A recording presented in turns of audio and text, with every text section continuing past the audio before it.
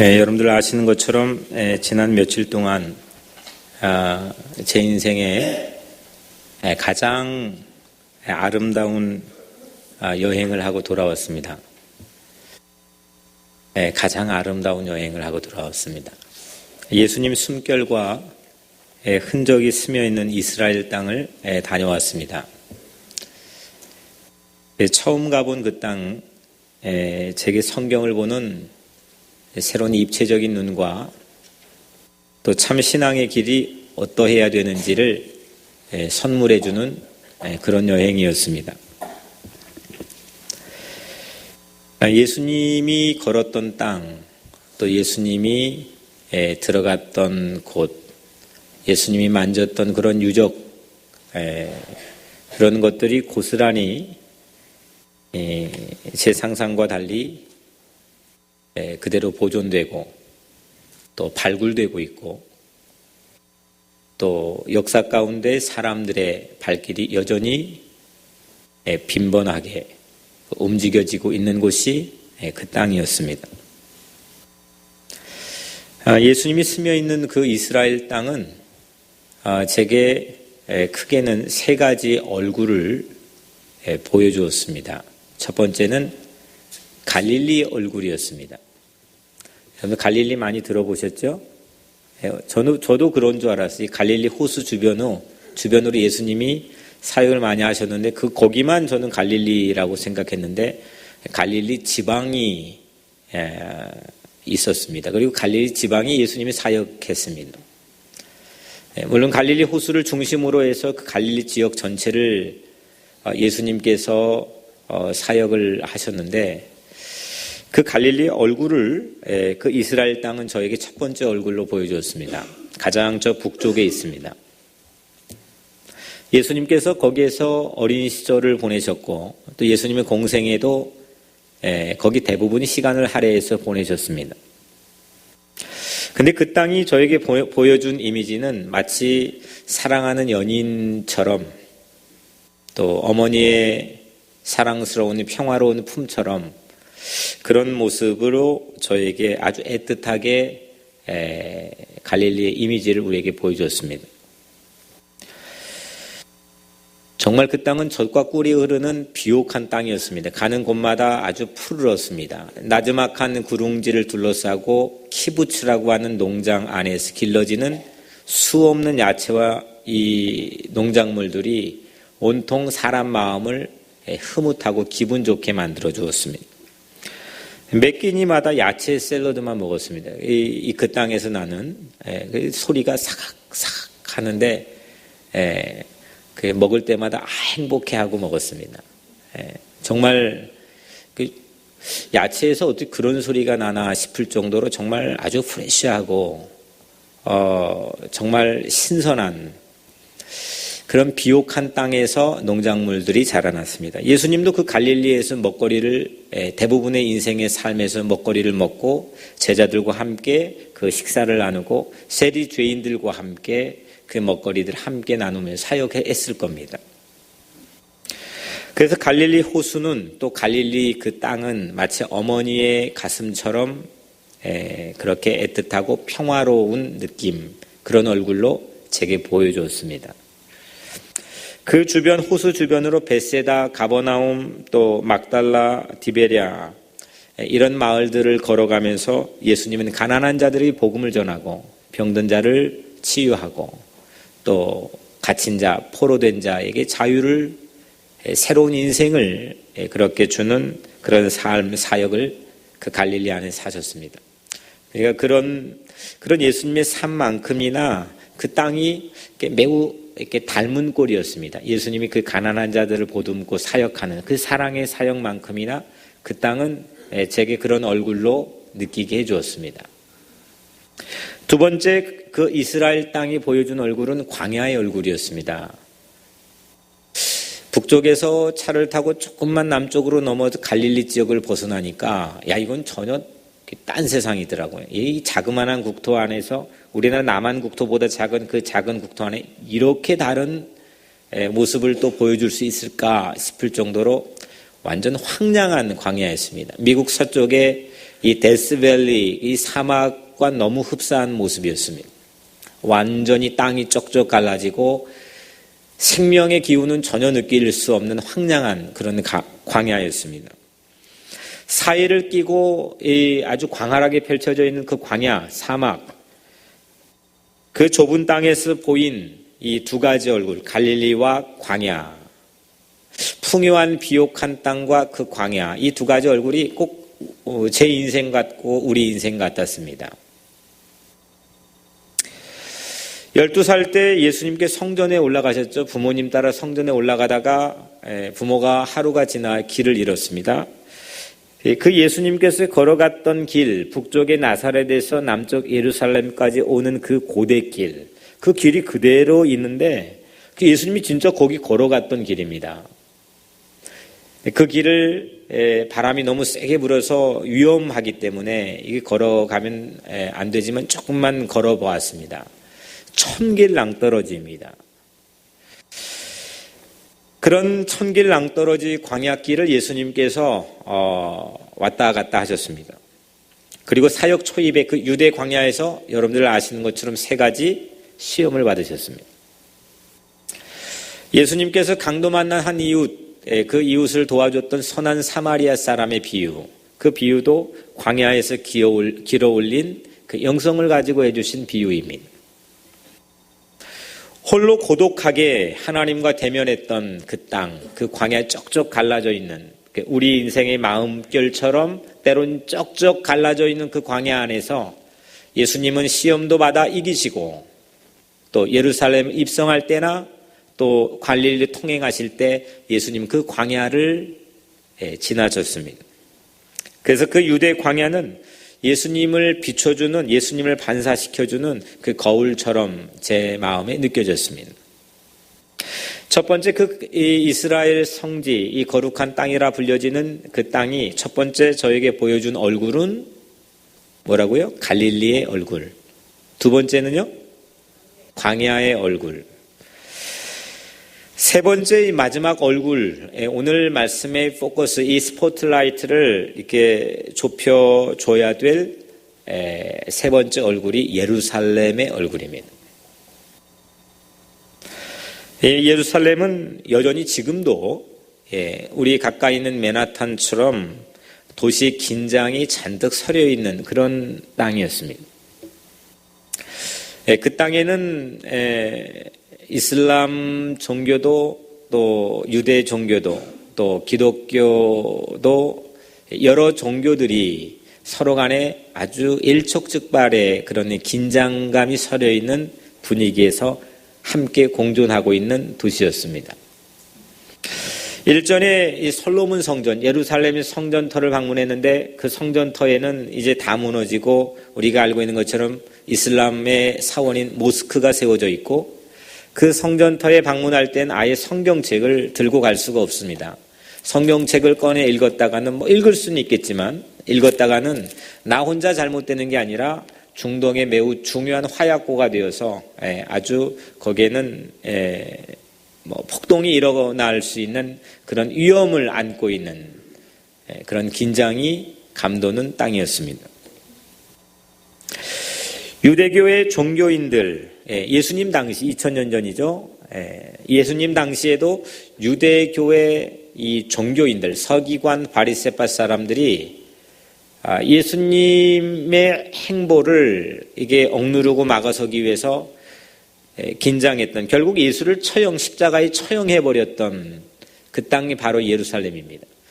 지금이야 우리가 기독교, 교회라고 하는 이름을 우리가 달고 정체성을 가지고 있지만 당시 예수는 소수 이단 종파처럼 취급받았고 기독교는 그로부터 1500년 이후에 마틴 루터의 종교개혁에 의해서 개혁교회, 개신교가 오늘 우리 말씀의 중심의 종교로 우리 안에 신앙으로 자리 잡고 있습니다. 당시에는 기독교라고 하는 하나의 어떤 그룹이 유대교에 상존해서 결투를 벌였던 것도 아니고 그냥 소수 이단 종파처럼 그렇게 보여지는 그 예수의 행보. 근데 거칠 것 없이 십자가의 길을 걸어가면서 당시 헤게모니와 기득권을 가지고 있던 바리새파 사두개파 사람들과 정면으로 충돌했던 그 땅이 바로 예루살렘이었습니다. 오늘처럼 우리가 지금 흔들고 같이 찬양했던 이 종려주일에 많은 사람들이 종려가지를 흔들고 예수님께서 성 안에 들어가는, 예루살렘 성 안에 들어가는 그 예수님을 보고 환호하며 나귀 타고 입성하신 예수님 앞에 자기 겉옷을 벗어 깔고 저마다 호산나 호산나 외치고 환호했던 그 주일을 기념하는 종려주일이 오늘입니다. 오늘 갈릴리의 얼굴, 저 최북단 갈릴리의 얼굴, 그리고 광야의 얼굴, 그리고 최남단 쪽에 있는 예루살렘의 얼굴. 예수님의 삶은 갈릴리, 광야, 또 예루살렘, 그리고 예수님은 갈릴리와 광야의 삶을 시간을 할애하며 살았던 이유는 종국 마지막 한 주간, one week, 마지막 이 한 주간 불태우기 위해서, 예루살렘에 입성하기 위해서 살아왔던 삶의 과정들이었습니다. 그래서 이 한 주간은 예수님 라이프의 최고의 중요한 스포트라이트를 받아야 되는 그런 중요한 주간입니다. 그 중요한 한 주간의 첫날, 오늘 우리가 시간은 흘러갔지만 오늘 우리는 예수님과 함께 그 예루살렘을 걸어가는 마음으로 오늘 이 시간 함께 시간을 나누려고 합니다. 제가 예루살렘 방문해 보니까 물론 제 눈에는 이미 다 사라졌습니다. 보이지 않고 건물만 남아 있습니다. 하지만 그 예루살렘 무너진 성전터 안에 보니까 당시 시골뜨기 제자들, 저 갈릴리촌에서 살다가 온 도시 문명 전혀 모르는 그런 시골뜨기 제자들이 예루살렘에 와서 잔뜩 쫄아있는, 스승을 뒤쫓아가지만 잔뜩 쫄아있는 그런 모습들도 그려졌고 제 마음속에 그려졌고, 또 그 성전터 한 기둥 안에서 예수를 죽이려고 성전 한켠에서 공공연하게 서로 모사하는 그런 종교인들, 간사한 사두개파 바리새파 사람들의 그림자도 제 마음속으로 보여졌습니다. 이것이 제가 그 땅을 보며 느꼈던 예루살렘의 얼굴입니다. 오늘은 예루살렘을 여러분과 함께 오늘 이 뉴욕에서 말씀 가운데서 함께 걸어보려고 합니다. 예수님은 나귀 타고 예루살렘에 입성했습니다. 그리고 많은 인파가 종려가지를 흔들고 호산나 호산나 외치며 예수님을 맞이했습니다. 그런데 현장에 있던 당시 무리들, 그리고 심지어는 예수님이 따라다녔던 제자들, 그들이 과연 그 광경 장면을 보고 예수님이 왜 예루살렘에 입성하셨을까? 그 이유와 목적을 과연 그들이 알았을까요? 물론 우리는 오늘 예수님이 누가복음 19장에 예루살렘에 입성하신 이야기가 있는데 20장을 보고 21장을 보고 23장을 보고 24장 마지막 장까지 보니까 답이 나와 있어요. 예수님은 이런 목적을 가지고 그 예루살렘에 입성했구나 라고 하는 것을 우리는 이 뒤에 있는 이 힌트와 답을 통해서 짐작하고 알 수 있지만, 저와 여러분들이 그 현장에 이 20장, 21장이 진행되지 않는 그 컨텍스트 현장에 여러분들이 있었다면, 그 사람들이 환호하고 열광하는 그 자리에 여러분들이 예수님 앞에서 예수님이 여러분들 앞을 지나갔다면, 여러분들은 왜 예수님께서 그 예루살렘 성에 입성했는지에 대한 답을 가지고 있을 수 있겠습니까? 누가복음 19장 41절에 보면 예수님께서 예루살렘 성에 입성하신 바로 그 순간에 가까이 오사 성을 보시고 우시며 울었습니다. 예수님은 눈물을 흘렸지만 사람들은 환호했습니다. 입성하신 의중을 무리들은 잘 몰랐습니다. 제자들도 알지 못했습니다. 왜 예수님께서 그 성을 들어가신, 왜 마지막 이 한 주간에 이 예루살렘에 입성하신 직후에 20장, 21장에 보면 예수님께는 그 성의 패망을 계속 예견하는 말씀만 반복해 나옵니다. 아니, 예수님께서 뻔히 이 성의 패망을 무너지는 것을 예견하는 그 성에 예수님이 왜 들어가셨나? 무너질 걸 뻔히 아신데도 불구하고 왜 그 성에 들어가셨을까?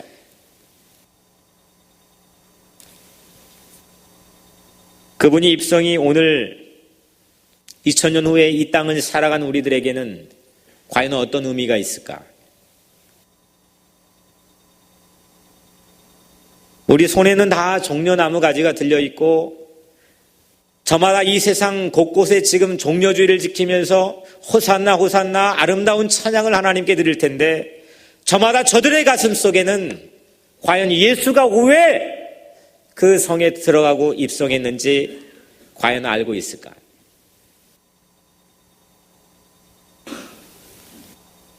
예수님 눈물을 흘렸지만 우리는 그냥 대중의 호도하는 분위기에 젖어서 환호만 지르고 있지는 않을까요? 예수님의 진정한 입성을 오늘 우리가 읽은 말씀인 저는 겟세마네에서 함께 나누려고 합니다. 19장에서는 군중들의 함성에 묻혀가지고 예수님이 입성하신 마음, 그 이유를 우리조차도 주목하고 물어볼 여유를 잃어버렸는지도 모르겠습니다. 사람들 그러지 않습니까? 시끄럽고 환호하고 열광하고 막 그러면 내 마음의 고요한 정막 가운데서 중요한 본질, 중요한 이유에 대해서 물어볼 삶의 여유를 잃어버리고 막 달려갈 때가 있습니다. 대중의 여론에 휩쓸려서 사람들이 다 그렇대. 지금 사람들이 다 지금 이 연도에 나가서 환호하면 막 서 있고 난리더래. 이 대중의 여론에 휩쓸려서 예수의 마음, 그 예수의 떨리는 그 마음을 주목할 여유를 우리도 잃어버릴 때가 참 많이 있습니다. 오늘날 교회가 성도들 중심, 또 대중 중심, 어떻게 보면 교회가 팽창되고 교회가 확장되는 것에 대한 중심을 갖다 보니까 열광하고 환호하지만 조용하고 적막한 고독한 삶의 순간에 예수님은 왜? 이런 진지한 우리 삶의 깊은 질문을 던져볼 수 있는 마음의 여유를 잃어버리고 살아간지도 모르겠습니다. 그런데 오늘 겟세마네에서는 예수님께서 선에 입성하신 이 예루살렘 성에 들어가신 속내와 예수님 마음의 목표를 우리에게 분명하게 보여주고 있습니다. 오늘 우리가 읽은 말씀 가운데 우리 한번 같이 말씀을 읽어볼까요? 39절입니다. 우리 같이 한번 읽겠습니다. 시작. 예수께서 나가사 습관을 따라 감람산에 가심에 제자들도 따라갔더니, 지금 예루살렘 성전이 바로 이게 눈앞 코앞에 보이는 감람산 동편, 거기 한 동산에 예수님이 습관을 따라 제자들과 기도하기 위해 올라갔습니다. 40절 같이 읽겠습니다. 그곳에 이르러 그들에게 이르시되 유혹에 빠지지 않게 기도하라 하시고, 예수님 제자들에게 유혹에 빠지지 않도록 기도하라고 당부했습니다. 우리 41절 같이 읽겠습니다. 그들을 떠나 돌 던질 만큼 가서 무릎을 꿇고 기도하여. 돌을 던지면 얼마만큼 날아갈지는 모르겠지만 여하튼 멀찌감치 제자들과 떨어져 예수님 혼자 무릎을 꿇고, 그 동산에서 무릎을 꿇고 기도했습니다. 우리 42절 한 절 더 읽겠습니다. 이르시되 아버지, 만일 아버지의 뜻이거든 이 잔을 내게서 옮기시옵소서. 그러나 내 원대로 마시옵고 아버지 원대로 되기를 원하나이다 하시니, 예수님이 그 동산에서 그날 밤 무릎을 꿇고 기도드린 내용입니다. 만일 아버지의 뜻이거든 이 잔을 내게서 옮기시옵소서. 예수님도 피하고 싶었습니다. 이건 쉬운 길이 아니었습니다. 하나님의 아들이라고 그냥 무작정 만만하게 보면서 걸어가는 그런 길이 아니었습니다. 예수님에게도 살떨리게 하는, 예수님 마음에도 가능하면 이 길을 피하고 싶어 하는 그런 육중한 무게가 느껴지는 길이었습니다.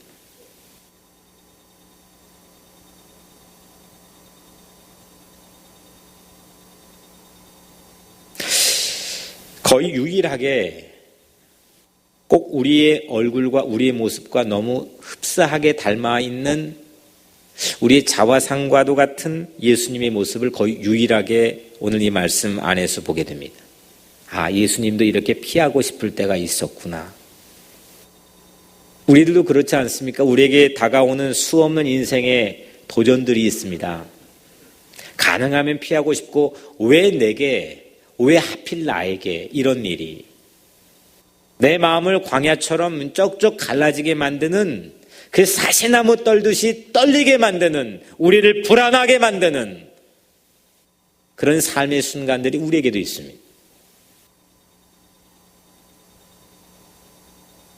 그런데 예수님은 겟세마네에서 내 소원이 아닌 아버지의 원대로, 아버지의 소원대로 되기를 기도했습니다. 아버지의 원대로, 아버지의 뜻대로, 아버지의 바램대로, 아버지의 소원대로, 이것이 바로 예루살렘 입성의 목적입니다. 아버지가 원하는 대로, 아버지의 시선이 가 있는 대로, 아버지가 소원하는 대로, 이게 그 성에 들어가신 목적이었습니다. 저는 그 겟세마네 동산 이번 방문을 통해 입구에 딱 들어가는 순간부터 갑자기 쏟아진 눈물을 주체할 수가 없었습니다. 물론 이 예수님이 십자가 지셨던 골고다 그 골목길을 걸어갈 때에도 아주 무거운 장엄한 그 예수님의 발길을 느끼면서 깊은 감동과 눈물을 흘리기도 했지만, 가장 제 마음에 쳤던 그 예수님의 흔적이 담겨있는 땅은 겟세마네 동산의 입구였습니다. 왜냐하면 예수님도 피하고 싶을 정도로, 예수님도 가능하면 이 잔이 옮겨지길 바라는 마음일 정도로, 예수님께서 그 길을 걸어가기 앞서서 가장 처절하게 몸부림치고 씨름했던 흔적이 담겨있는 땅이었기 때문입니다. 거의 유일합니다. 참 마음이 짠했습니다. 마치 제 성도를 바라보는 심정처럼 거기에 무릎 꿇고 기도했을 예수님을 생각하니까 정말 주체 못할 정도로 눈물이 흘러내렸습니다. 모자를 눌러쓰고 함께 동행했던 목사님 어떤 시선을 돌릴 데가 없어서 참 힘든 시간을, 짧은 시간이지만 보냈습니다. 인간적인 고뇌와 더불어서 선택과 결단의 기로에 서 있는 그 예수님의 모습, 예수님의 마음이 그 겟세마네 감람산 동산에서 느껴졌기 때문입니다. 얼마나 처절했을까, 얼마나 외로웠을까, 얼마나 힘들었을까. 예루살렘은 낮에는 참 따뜻해도 밤만 되면 아주 한겨울에 강추위가 매섭습니다. 저희가 방문한 때가 예수님이 겟세마네에 올랐던 때와 때가 매우 흡사합니다. 그래서 우리는 그 밤의 온도를 느끼면 그 예수님 당시 겟세마네 동산에 올랐을 예수님이 어느 정도의 템퍼러처에서 기도하셨을지를 짐작해 볼 수가 있었습니다. 예루살렘 밤을 잠깐 거닐었는데 추워서 그냥 발길을 돌렸습니다. 요한복음 18장 18절에 보면 그때가 추운 고로 종과 아랫사람들이 불을 피우고 서서 쬐니 베드로도 함께 서서 쬐더라. 어디에서 일어난 일입니까? 예수님께서 신문을 받고 재판받기 위해 가야바 대제사장의 집 앞 뜰에서 있었던 일입니다. 지금 거의 동시간쯤에 일어났던 일입니다. 지금 여기는 건물로 둘러싸여 있는 이 성 안의 뜰입니다. 근데 거기에서도 불을 피고 쬐야만 추위를 이길 수 있는 그런 충분히 공감이 갔습니다. 그런데 허허벌판인 감람산 겟세마네 동산은 얼마나 추웠을까? 충분히 짐작이 갔습니다. 아마 예수님이 제자들을 흔들어 안 깨웠으면 제자들은 저체온증으로 동사에 걸려 분명히 죽었을 겁니다. 그냥 피곤하니까 육신이 약하니까 그냥 널브러져 가지고 거기에서 코 골며 자는 그런 모습이 아닙니다. 그날 추운 밤에 예수님은 그 동산에서 어떠했습니까? 오늘 44절 예수께서 힘쓰고 애써 더욱 간절히 기도하시니 땀이 땅에 떨어지는 핏방울 같이 되더라. 추운데 강추위에 땀이 흘렀습니다. 한여름에 조금만 움직여도 땀이 쏟아질 수 있는 그런 환경과 그런 온도에서 기도하다가 땀이 흐르는 게 아닙니다. 예루살렘 감람산 겟세마네 동산에 거기 자칫 잤다가는 동사에 걸려 저체온증으로 죽을지도 모르는 그런 상황에서 예수님은 사투를 벌이면서 그 동산에서 아버지 원을 위해 기도하면서 땀을 흘렸습니다. 그 땀이 땅에 떨어지는데 피가 흐르는 것처럼 보여졌습니다. 혼신을 다해 기도했습니다. 이게 물론 예수님께서 예루살렘에 입성을 하신 직후지만 예수님께서 겟세마네 동산에서 진정한 예루살렘에 입성을 하기 직전에 오늘 이제 이 말씀 직후에 가룟 유다를 비롯한 이 군인들에 의해서 예수님이 체포가 되는데 진정한 십자가의 길에 발을 디디기 전에 예수님께서 혼신을 다해서 기도하시는 모습입니다.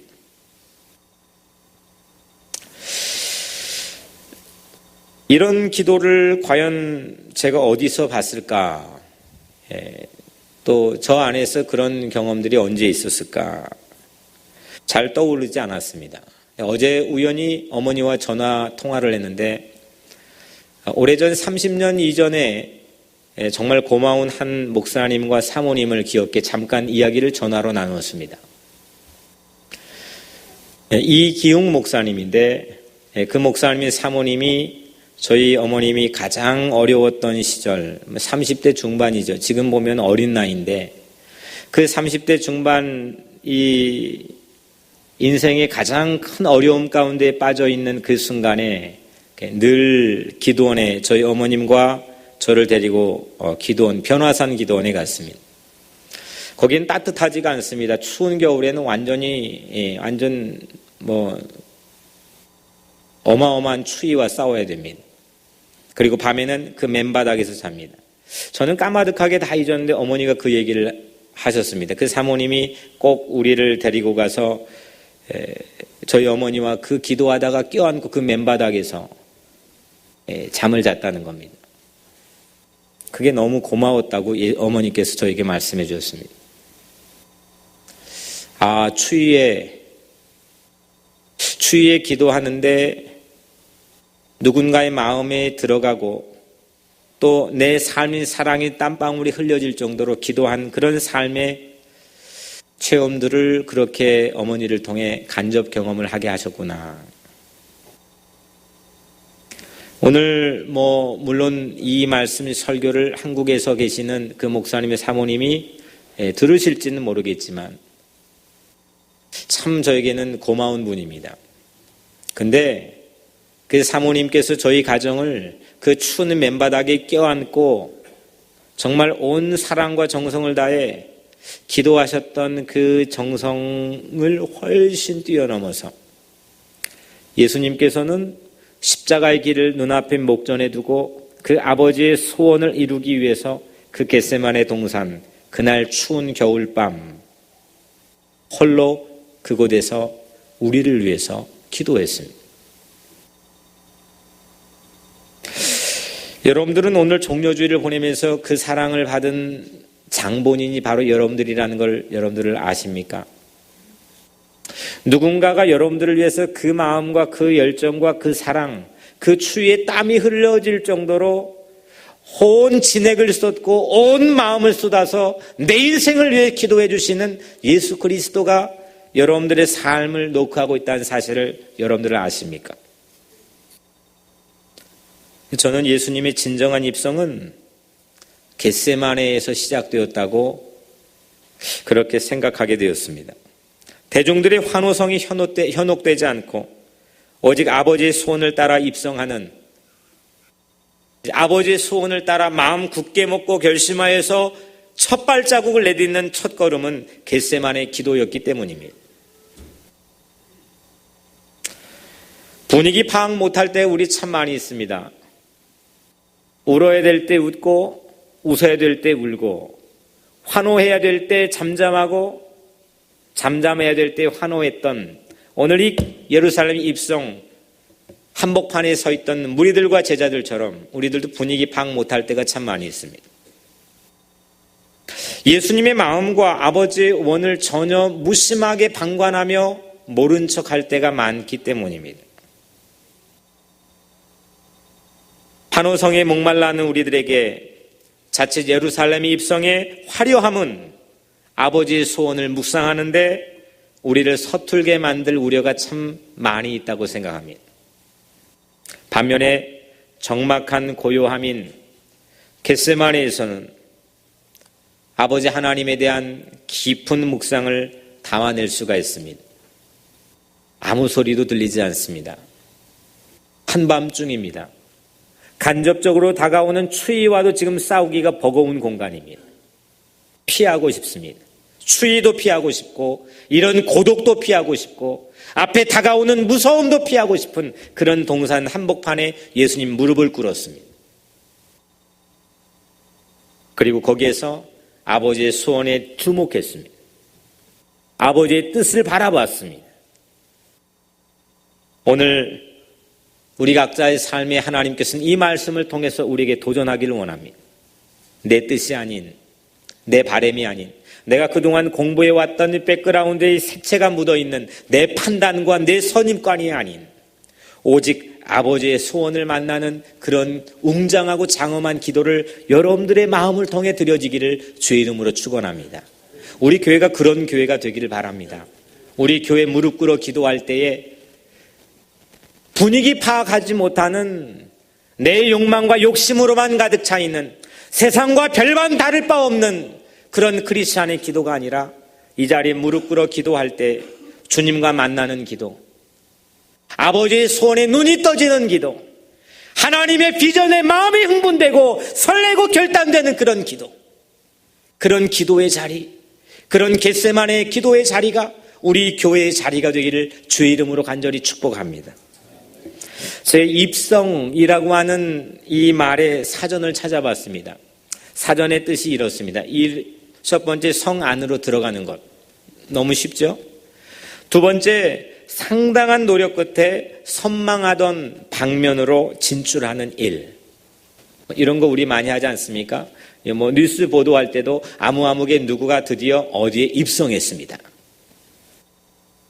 또 우리 각자의 삶에서도 내가 드디어 뭘 해냈습니다. 입성했습니다. 완수했습니다. 예루살렘의 입성은 단지 성 안으로 들어가는 것에 머물지 않습니다. 성 안으로 들어가 당시의 모든 것들을 빼앗고 주권을 강탈하고 모든 걸 억누르고 있었던 로마 제국과 단판을 벌일 거라고 기대했던 그런 단지 단순한 정치적이고 경제적인 입성의 의미만을 가지고는 예수님의 마음을 도무지 무리들은 알 턱이 없었습니다. 오늘날 많은 크리스찬들과 많은 교회들과 많은 성직자들이 예수님께서 오늘 우리 앞을 지나가시는데 그분이 지나가시는 이 입성의 의미와 뜻을 전혀 분위기 파악하지 못하고 알지 못한 채 환호하기만 할 때가 참 많이 있다고 생각합니다. 예수님께서 예루살렘에 입성하시는 건 단지 성 안에 들어가는 것에 머물지 않습니다.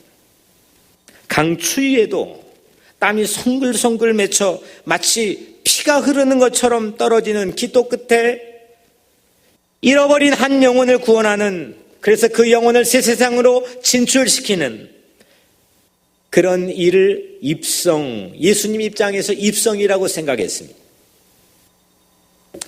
예수님은 한 주일 동안 이 세 가지 액체를 우리들에게 주셨습니다.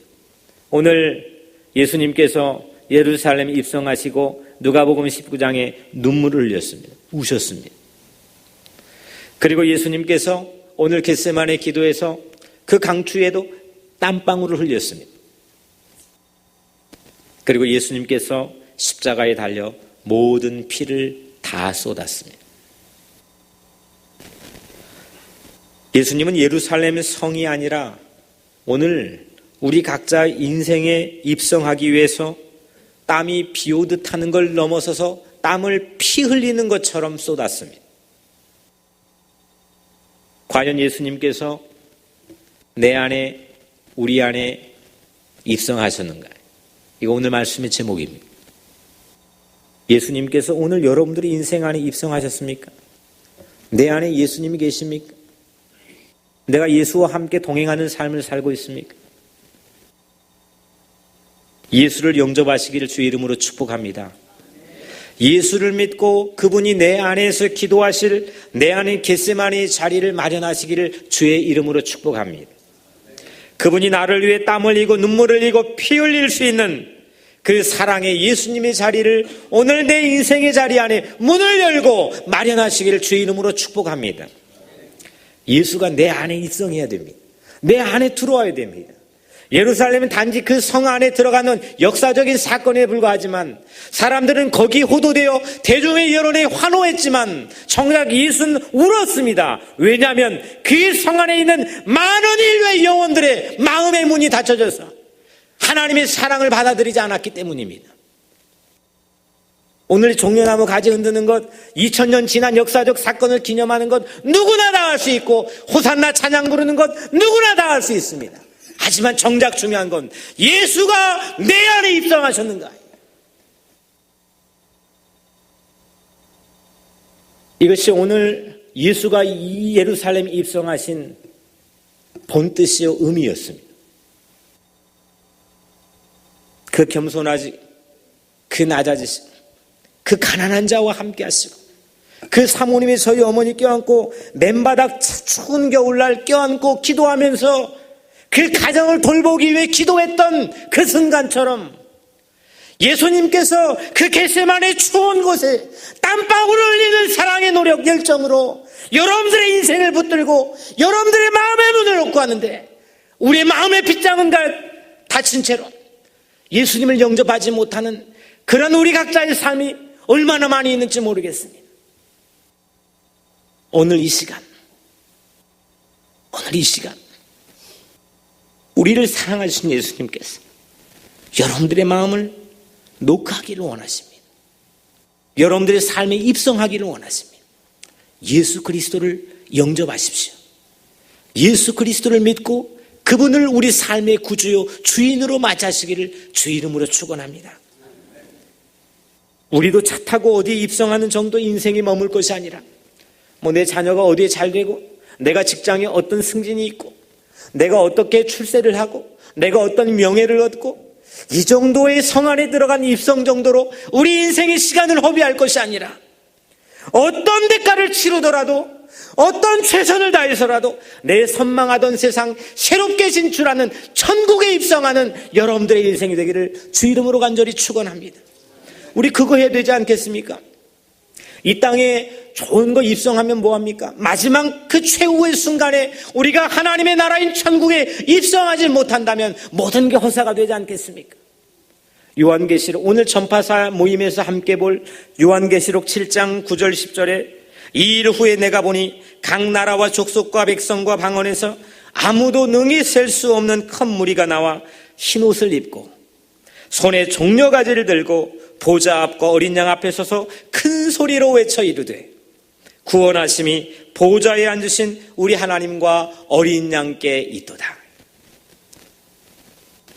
예루살렘이 입성할 때 사람들이 손에 종려가지를 흔들었지만 그때는 예수님께서 예루살렘에 입성했습니다. 하지만 이 요한계시록 7장에는 수많은 흰옷 입은 하나님의 구원받은 백성이 천국에 입성하는 그런 장면입니다. 오늘 내 안에 예수가 입성하는 그 길을 통해서만이, 예수가 내 안에 입성해야만이 우리가 천국에 입성할 수 있는 것을 여러분들 믿으시길 바랍니다. 겟세마네에서 흘린 땀과 눈물 그리고 십자가의 보혈이 우리를 천국에 입성하게 할 줄로 믿습니다. 눈물이 증오를 이겼습니다.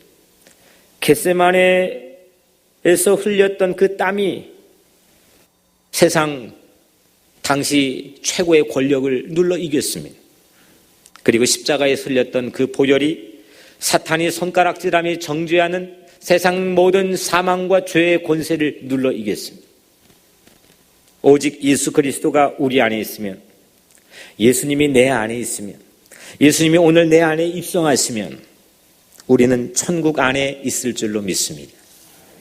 예루살렘에 예수님은 나귀 타고 입성했지만 겟세마네에 입성하신 예수님은 기도하는 무릎으로 입성했습니다. 나귀 타고 입성한 예수님을 수많은 인파가 환호했지만 겟세마네에 입성한 예수님 곁에는 잠자는 제자들이 있었습니다. 꼭 우리들 모습 같지 않습니까? 겟세마네는 잠을 자버린 제자들처럼 우리들의 현주소입니다. 황량한 추운 바람 부는, 거기에서도 잠에 골아 떨어져 버리는, 그것이 바로 우리들의 현주소입니다. 분위기 모르고 환호했다가 육신이 연약해 잠이 들 뿐인 우리들을 향해 여전히 예수 그리스도는 오늘 이 시간 여러분들 안에 입성하기를 간절히 소원하십니다. 사랑하는 성도 여러분, 오늘 주님은 낙타 무릎처럼 기도하는 무릎으로 내 안에, 우리 안에, 이 교회 안에 입성하기를 원하십니다. 내 안에 예수가 입성했는가? 아버지의 소원인 나를 살리기 위해 모든 걸 쏟으시고 내 안에 입성하기를 원하십니다. 예수를 믿으십시오. 예수 그리스도를 의지하십시오. 예수를 바라보십시오. 예수님을 사랑하십시오. 이제 우리도 예수님처럼 이 사랑의 겟세마네 기도로 누군가의 마음에 입성할 수 있는 그런 아름다운 삶이 되기를 주 이름으로 축원합니다. 인생 살아놓고 누구, 자녀 마음에도 또 이웃의 마음에도 누구의 마음에도 입성할 수 없는 그런 강팍한 마음을 가지고 살아간다면 오늘 이 시간 예수님께서 내 안에 입성하시는 이 놀라운 사랑의 귀한 발걸음을 통해 오늘 여러분들도 이 땅 잃어버린 많은 이웃들의 마음의 문에 입성할 수 있는 그런 귀한 삶이 되기를 주 이름으로 간절히 축복합니다. 기도하겠습니다. 사랑이 많으시고 은혜로우신 아버지 하나님, 오늘 종려주일 우리 각자의 삶의 문을 두드리시고 우리 삶 안에 입성해 주신 주님의 놀라운 은혜를 감사를 드립니다. 하나님, 오늘 주님 우리 마음의 문을 활짝 열어 주님을 영접하게 하시고 예수 그리스도의 보혈 아래 우리 모든 인생이 승리하게 하십니다. 우리도 이 땅이 잃어버린 누군가의 영혼의 마음의 문에 입성하는 그런 승리하는 삶이 되게 하여 주옵소서. 예수 그리스도 이름으로 간절히 기도드리옵나이다. 아멘.